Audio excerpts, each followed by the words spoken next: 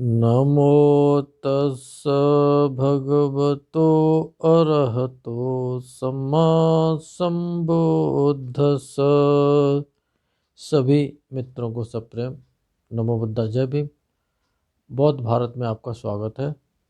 संयुक्त निकाय भाग 2 जातक भाग 2 का 127वां जातक है कलंडुक जातक। न देशातान बत्थुनीति, इस तरह से ये जातक शुरू हुआ है। यह धर्मोपदेश शास्त्रा ने जैतवन में रहते समय एक डींग हाँकने वाले घमंडी बिच्छू के बारे में कही थी। आइए देखते हैं वर्तमान कथा क्या है। दोनों कथाएं, अतीत कथा तथा वर्तमान कथा, ये दोनों कथाएं कटाहक जातक संख्या 125 की कथा के सदृश ही हैं। आप चैनल के जो प्लेलिस्ट है उसमें जा कर के 125वां जातक दोबारा से सुन सकते हैं। वो कथा जो वहाँ पर है वो ठीक इसी प्रकार से वहाँ मिलेगी। इस जातक में वाराणसी सेठ के दास का नाम कलंडुक था।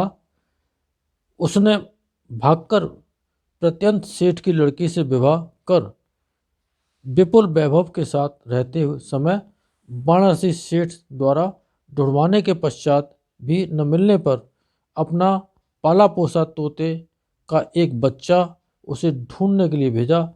तोते का बच्चा इधर उधर घूमता हुआ उस नगर में पहुंचा। तो उस पुराने ज़माने में भी ये भाग करके शादियां करने का रिवाज था। ये आज कोई नई घटना नहीं है। और जिस तरह से आज इसको गलत समझा जाता है, पहले भी इसको गलत समझा जाता था। उस समय कलंडुक जल कीड़ा करने की इच्छा से बहुत सारे मालागंध विलेपन के साथ तथा खाद्य भोजन ले नदी पर जा सेठ कन्या के साथ एक नौका पर बैठ पानी में कीड़ा कर रहा था। आज भी लोग इस तरह से और पिकनिक जाते हैं।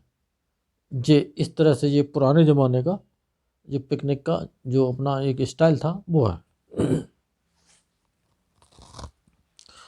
उस देश में ऐश्वर्यशाली लोग जब जलकीड़ा करते समय तीव्र औषधि मिश्रित दूध खीर पीते थे। उससे उनके सारे दिन भी जलकीड़ा करते रहने पर उन्हें शीत का प्रभाव नहीं होता था। यह कलंडुक उस दूध से मुंह भर उससे मुंह साफ गरारा कर उसे थूक देता, यानी कि मुंह दूध से कुल्ला करके थूक देता था, लेकिन उसे जल में न थूक कर उस सेठ कन्या के सिर पर थूकता था। उस तोते के बच्चे ने भी नदी के किनारे एक गूलर की शाखा पर बैठकर देखते हुए कलंडुक को पहचान सेठ कन्या के सिर पर थूकता हुआ देख, अरे कलंडुक दास, अपनी जाति और पूर्व निवास के स्थान को स्मरण कर दूध से मुंह भर उसका गरारा कर ऊंची जात वाली सुख में पली सेठ की कन्या के सिर पर मत थूको, तुम अपना स्तर नहीं जानते, यह कहकर गाथा कही। अनुवाद है ना, और शब्दों की हेरा फेरी है। बात यह है कि बात थी उस नौकर की, ऊंचे नीचे का कोई मतलब नहीं है। और जहाँ अगर पैसे से ऊंच नीच का अगर आप निकालते हैं भेद, तो वो भेद आज भी है और उस ज़माने में भी, तो ये हमेशा रहेगा। क्योंकि जो धन है जिस पर ज़्यादा है उसी को आज श्रेष्ठ कहते हैं। लेकिन पुराने ज़माने में ये इस तरह की परिभाषा नहीं थी। जो आर्य अष्टांगिक मार्ग पर चलते थे, जो धार्मिक होते थे, वो श्रेष्ठ कहे जाते थे। इस तरह से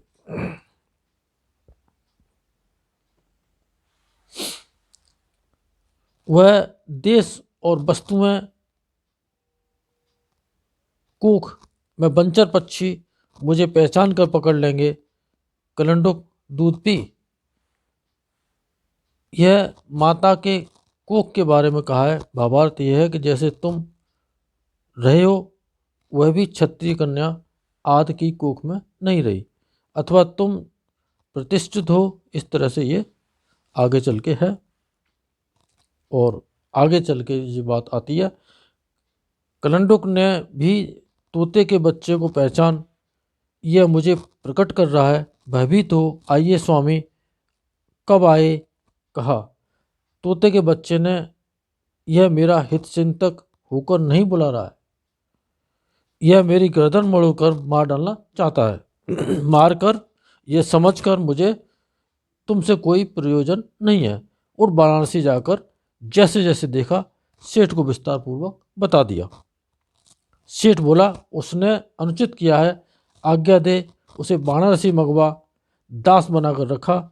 शास्ता ने धर्मदेशना उपस्थित करी, जातक का मेल बिठाया, और इसका परिणाम क्या हुआ कि कलंडुक यह भिक्षु था, वाराणसी का सेठ तो मैं ही था। ये जो डींगे हाँकने वाला जो घमंडी भिक्षु के बारे में जो कहानी कही थी, वो व्यक्ति उस समय वो था। इस जातक के सत्य वचन से आप सबका मंगल हो, भला हो, कल्याण हो, संसार के सारे प्राणी सुखी हों। मित्रों, ये छोटे छोटे से अगर पढ़ेंगे तो साहित्य बहुत बड़ा है, इतना जल्दी पूरा नहीं हो पाता है।